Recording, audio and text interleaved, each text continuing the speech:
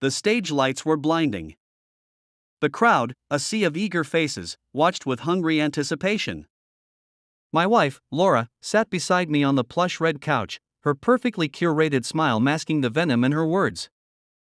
"Tell everyone why you're a loser, David," she said, her voice dripping with mockery. The audience erupted in laughter, feeding off her cruelty. I clenched my fists beneath the armrest, forcing my expression to remain neutral.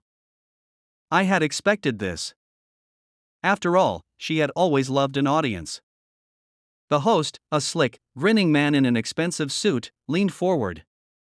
"Laura tells us you lost your job. That you're struggling. How does that feel?" More laughter. Even the cameraman smirked. I exhaled slowly, my pulse steady. They thought I was cornered. They thought I was weak.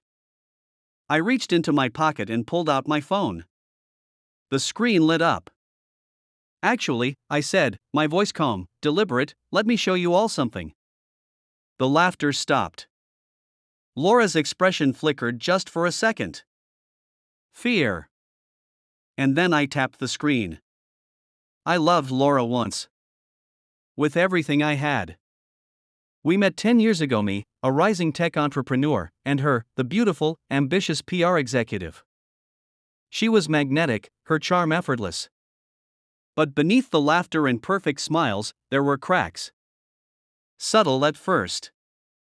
She didn't like when I disagreed with her. Didn't like when I succeeded without her. When my company took off, she started belittling my work. When I struggled, she withdrew affection.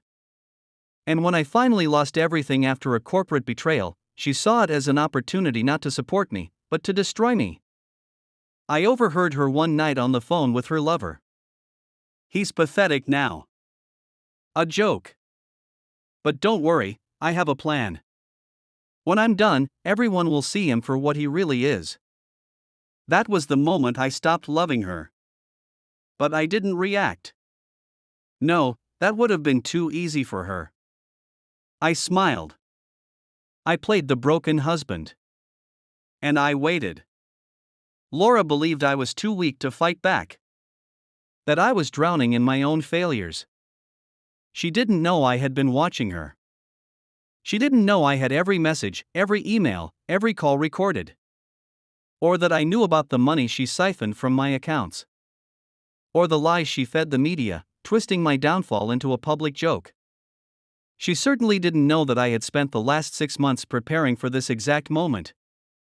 I played my role perfectly. When she pitched the idea of going on a live talk show to tell our story, I agreed without hesitation. She thought I would break down. That I would grovel while she basked in the limelight. But I had something better planned. And now, as the silence stretched on stage, I pressed play. The screen behind us flickered, and the video began. Laura's voice filled the room. "God, he's so pathetic. But hey, at least his misery is making me famous." Gasps rippled through the crowd. The host's smile vanished. Laura went pale. No, this is fake," she stammered. But the video continued. Her voice. Her lover's voice. The truth, undeniable. "Once the money transfers are done, I'll file for divorce. He won't see a penny." The audience murmured, shifting uneasily. This wasn't entertainment anymore. And then one last recording. "I just need to humiliate him publicly one last time. Make sure everyone knows he's worthless." Silence. Laura turned to me, desperation in her eyes. "Turn it off," she shrieked. The host looked shell-shocked. "Is this real?" I met Laura's gaze, my voice steady. "You tell me." Laura lunged for my phone, but I was faster. I stood, my presence towering over her now. "I trusted you," I said, voice cold. "I loved you. And you tried to destroy me." Her breath hitched. She looked around, seeking support from the audience. But they weren't laughing anymore. Security moved toward the stage, but I wasn't done. You stole from me. I turned to the host. She siphoned nearly $500,000 from my accounts. Would you like to see the bank statements?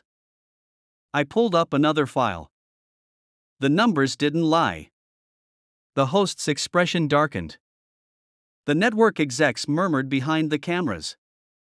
Laura's breath came in sharp gasps. David, please. You wanted a show, I said, stepping back. Enjoy the spotlight. Security escorted Laura off the stage. The audience watched in stunned silence. I exhaled, letting the weight lift off my shoulders. The host, trying to salvage the moment, cleared his throat. Well, I think we all just witnessed something historic. I smiled, the first genuine one in months. Justice, actually. The show cut to an emergency commercial break. Minutes later, social media exploded. Laura exposed trended worldwide. By the time I walked out of the studio, Laura's sponsors had dropped her. Her career was over. And me? I walked into the night, free. Not broken. Not defeated. Victorious. Some people crave the spotlight. But when the truth shines through, there's nowhere left to hide.